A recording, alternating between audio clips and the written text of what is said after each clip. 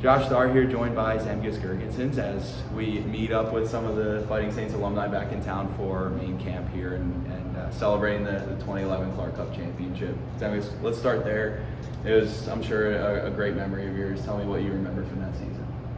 There's a lot of things. That was an exciting time in my career, definitely. We just had a lot of fun. We were a good team and we were having fun on the ice and off the ice, and it was just such a memorable year. Being back here, what are your emotions coming back to town? It's definitely odd when you drive in, because you haven't seen the city in a while, but it's awesome. You bring back all the memories, stuff you forget, that the visual, when you see it, it kind of comes back to it. It's just nice to see it and walk through it. Yeah, talked TJ before, but hard to bring up that season without talking about Johnny. And you guys spent so much time together that year, and you guys made it through the NHL together. What are your memories of playing with him and being friends with him?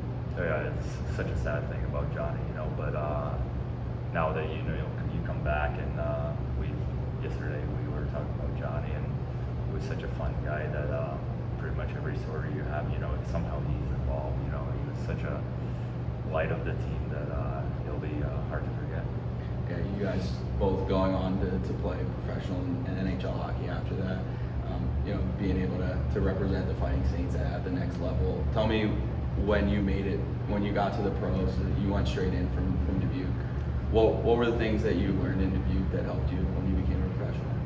No, I think definitely my 2 years I had in Dubuque is kind of what made me the player I am under Jim Montgomery. Having this success with this team the first year gave the confidence, and I think it built me as a player, and I kind of kept the standards, the process of how you do things from here, and it kept me going and put me in the pros.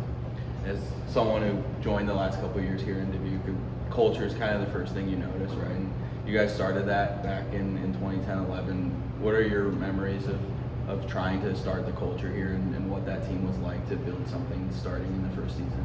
I think a lot of it falls on the leaders. I was a young kid coming in from Europe and didn't speak much, so it was definitely some of the bigger guys, Schlitter, Karate, Brooksy, that really put in the foundation of what this team is and what it stands for. You decided to stay part of the organization a little bit when you left. You're part of the ownership group. Why was it important to you to keep involved here? Just being tied back to here, as I said, these 2 years I had here is such a memorable experience that kind of just being tied back into it and have that thing kind of forever. You had the chance to speak to the current Fighting Saints. What kind of advice would you give them? Just work hard and have fun. That's kind of what junior is all about. You want to enjoy hockey. This is the time to enjoy it. Yeah, and it seems like we've had some teams that have been able to do that, and you guys started to pave the way for that. Playing in the NHL, you've had a long, successful career. What does junior hockey mean for players that are trying to make it to that level and to be able to succeed? I think junior hockey is the huge step. Wherever you move on to college or turn right away to pro, it's a big step. I think, as I said before, as a day advice, have fun and work hard. It's a time where you do get to work on your game. You get a lot of time to do that, and if you have fun with it, it'll be all good. All right. Zemgus, thanks for your time. Welcome back to Dubuque. I hope you enjoy the celebration. It's great to chat with you. Thank you.